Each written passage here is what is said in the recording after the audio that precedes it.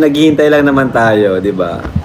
Hihintay lang tayo. Papa Joms, are you watching? Papa Joms undecided pa rin at Kalingap Rab nanawada na kay Papa Joms, baka naman daw Papa Joms kung pwede lang. Well, ano kaya ang nangyari at bakit nanawagan na si Kalingap Rab? Yan ay atin ang malalaman ngayon mga kaibigan, pero bago yan, pakiusap mangyari po sanang tapusin po muna natin ang video na ito bago po tayo magbigay ng sarili nating komento kaugnay po dito mga kaibigan.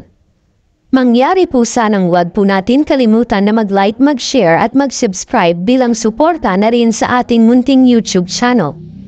At syempre wag din po natin kakalimutan na suportahan ang magamang matubang na si Kuya Val at Kalingap Rab, lalo na sa kanilang mga charity works. Salamat po mga kaibigan.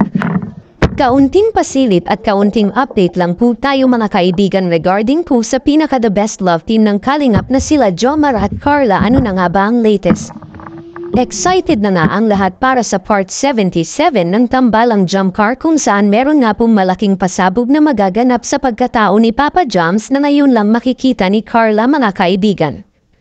Pero ang tanong, ibibigay kaya ni Papa Joms ang matagal ng request na pagkakataon ni Carla? Hanggang sa ngayon ay nanatiling isang malaking tanong pa rin sa mga viewers at maging kay Carla kung bakit hindi pa siya pinapakilala ni Kuya Jomar sa kanyang nanay, kung saan marami nga ang naghihinalo na may itinatabo nga talaga itong si Papa Joms mga kaibigan. Actually nanawagan na nga mismo si Kalingap Rab kay Papa Joms sa kanyang live para maisakatuparan na ang isa sa mga most requested ng mga viewers.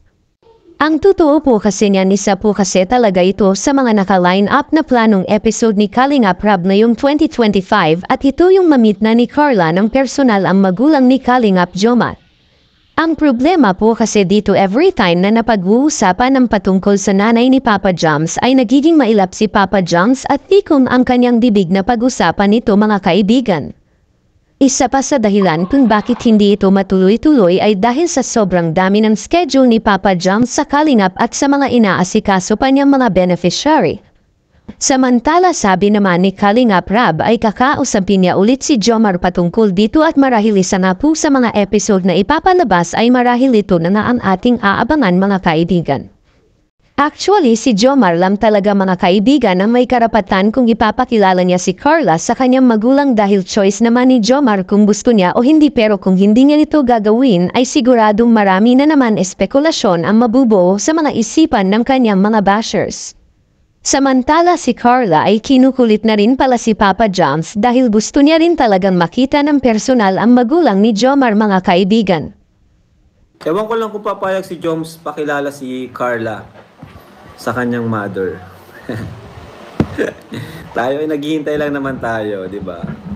Hihintay lang tayo. Papa Joms, are you watching? Kailan mo papakilala si future ago mo? Wala namang masama, di ba? Papakilala lang naman. Papa Joms, si Biancy pinakilala na. Si Joy pinakilala na. Joms, ikaw na lang. At si Carla, ilang beses na nagparinig yun ah. Para ilang beses na nagparinig si Carla guys ah. Diba?